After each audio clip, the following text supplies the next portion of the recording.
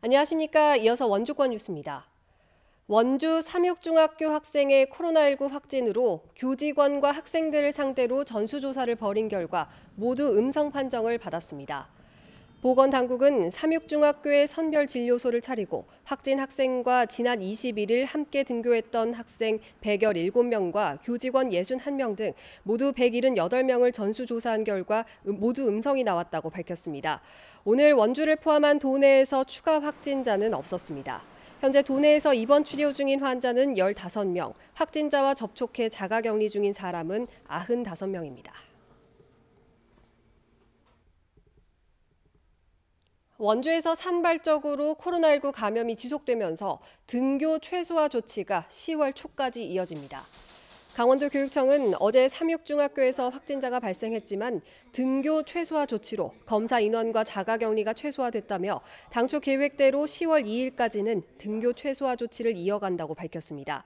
도교육청은 등교 최소화 조치의 완화 여부는 추석 연휴 이후 발생 추이를 보고 다시 판단하겠다고 밝혔습니다.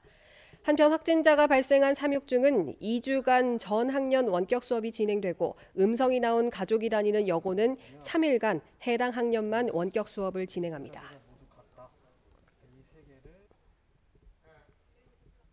원주시가 코로나 사태 장기화로 돌봄과 양육에 어려움을 겪는 가정에 2차 아동수당을 지원합니다. 지원 대상은 2014년부터 올해 9월 30일 사이 출생한 아동으로 1인당 지원 수당은 20만 원입니다.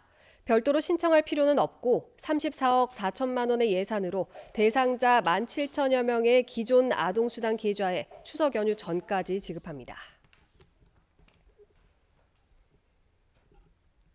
각종 특혜 의혹이 제기되고 있는 원주시 관설동 한옥마을 조성사업 업무협약 동의안이 원주시 의회 본회의를 통과했습니다.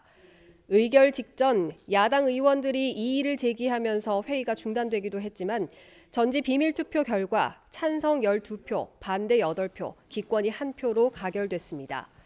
국민의힘 소속 시의원들은 원주시가 특혜 의혹 해소 없이 사업을 강행하려 하고 있다며 재검토를 요구하고 있습니다.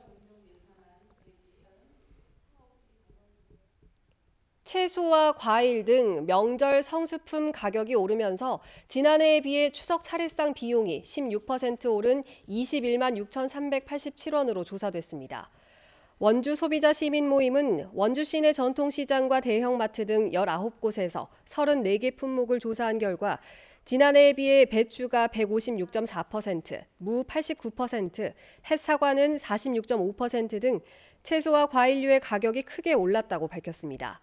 또 한우를 선물하려는 수요가 늘면서 축산물 평균 도매 가격은 지난해보다 8% 올랐다고 설명했습니다.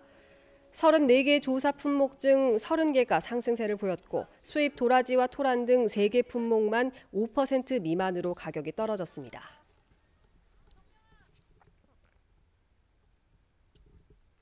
강원도가 강원도형 공공배달 앱을 내년 1월에 출시합니다. 강원도는 오늘 도청에서 배달 앱을 개발하고 운영할 민간사업자 코리아센터와 강원상인연합회 등 7개 단체와 민관 협력 배달 앱 추진을 위한 업무 협약을 체결했습니다.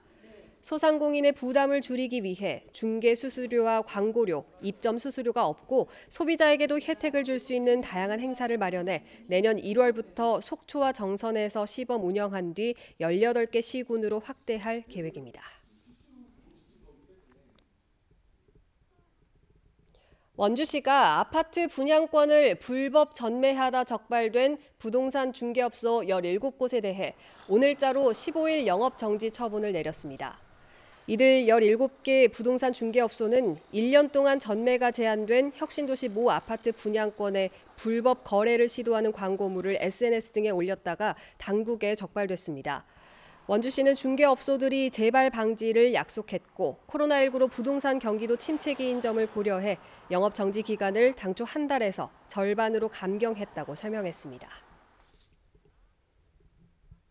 뉴스를 마칩니다. 고맙습니다.